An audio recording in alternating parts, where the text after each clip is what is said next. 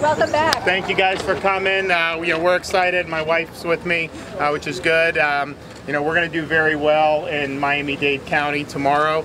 And I'm looking forward to a strong turnout for us, and then on in November. I think we're going to do well tomorrow. Congressman, what do you make of the polls? You were so far ahead initially when the president endorsed you, and Adam Putnam came back a little bit. Handicap that for us.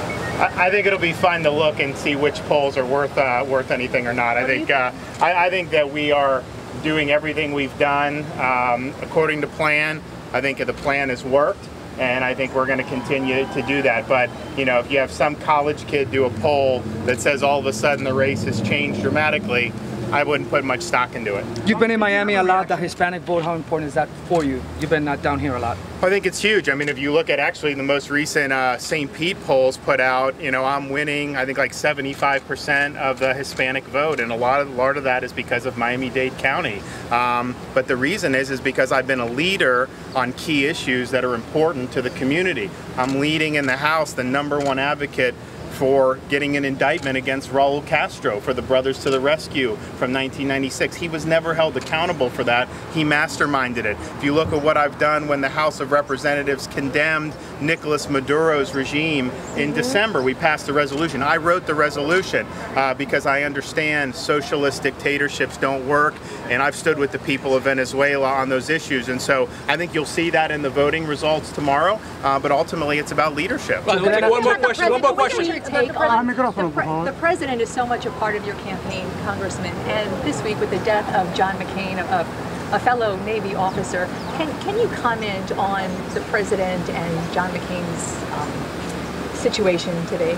Well, I don't know though. I haven't followed the news today, but I can tell you, we've got to get beyond in this country where if you disagree with someone politically, you can't recognize that they serve the country well. As a Navy guy, John McCain served our country honorably. He gave an enormous amount for the country, way more than I gave when I was in the Navy, obviously way more than a lot of people who've never served have given. And although I had disagreements with John McCain, politically, the fact of the matter is, he demonstrated, I think, a lot of courage, and he was very faithful to our country. And so I think he deserves credit. What can you bring to the table that Adam Putnam can? Leadership. I mean, we'll get things done.